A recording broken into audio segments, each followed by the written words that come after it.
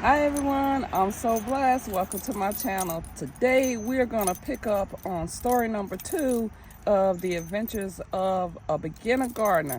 If you have not watched the first story, I want you to go to my channel, hit the playlist, pick up the adventures of a beginner gardener, story number 1. This is a pickup, story number 2, off of pickup number 1. So if you haven't watched that one, please go back and watch that one so that this one will make sense. Okay, let's continue with Sheila. Story number 2, The Mystery of the Talking Flowers. It was mid-morning and the sun was already high in the sky. It was just beaming across Sheila's garden. Since planting that magical vine, everything seemed to grow faster and more vibrant. Sheila was kneeling down in the soil and she was carefully watering her roses when she noticed something. A whisper. It almost seemed like a voice, a very soft voice, just breezing with the wind. At first, she brushed it off, thinking, oh, it's just the wind. But those whispers grew louder and louder. She paused and she kind of tilted her head and she realized it's coming from the flowers. The voice is coming from the flowers themselves. Sheila froze. Her heart was racing. Is someone playing a trick on me? Am I getting punked? She leaned closer to the roses and realized they were swaying gently as if they were trying to communicate. One of the daisies nearby whispered, "A bit more water, please."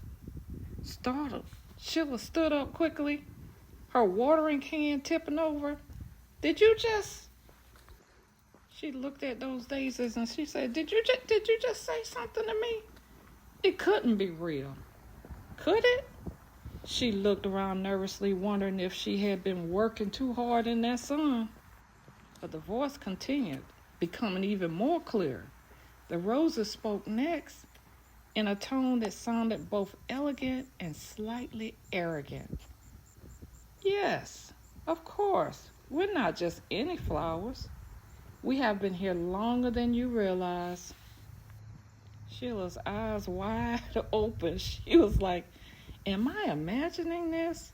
Are you really talking to me? Her voice trembled with disbelief. The flowers around her seemed to respond in unison. We've always been able to speak. You're just not ready to hear us. After she listened, they started telling her about their needs.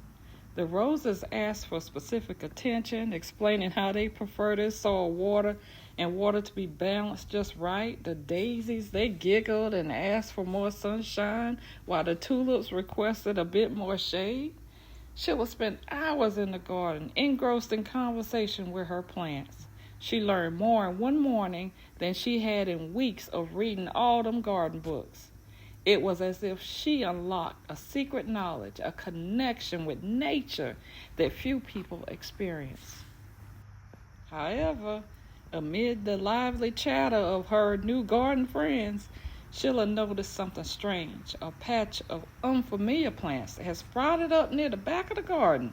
They were large with broad, dark green leaves, but unlike the other flowers, they were silent. Not a single whisper came from them. Sheila felt uneasy. What are these? She asked the roses. The rose petals fluttered nervously. Those are the thirsty ones, they said quietly. They drain the life from everything around them.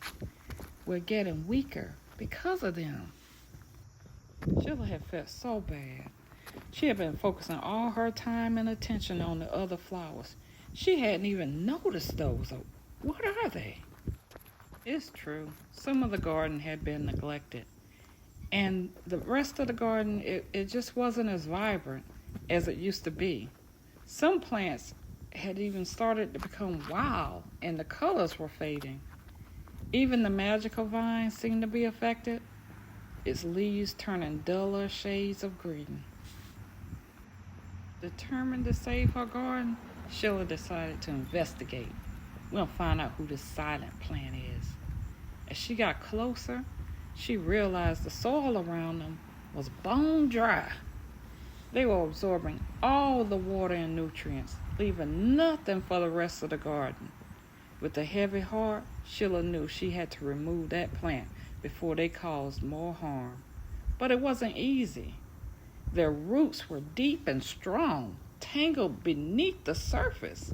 As she dug up, she realized the task would take time and patience. For hours, Sheila worked tirelessly uprooting the silent plants and carefully relocating them to a corner of the garden where they wouldn't harm the others. The flowers cheered her on, offering advice on how to strengthen the soil and to restore the balance. Once the silent plants were removed, the garden slowly began to heal. Sheila nurtured the soil, watering and feeding it until the flowers regained their vibrant color. The roses bloomed brighter than ever, and the daisies danced in the sunlight, their playful giggles filling the air. The magical vine, too, recovered, its leaves turning a deep, healthy green once again. Sheila smiled, feeling a deep sense of satisfaction. She was proud of herself. She had saved her garden, and in the process, she had learned an important lesson. Not every plant is meant to grow together.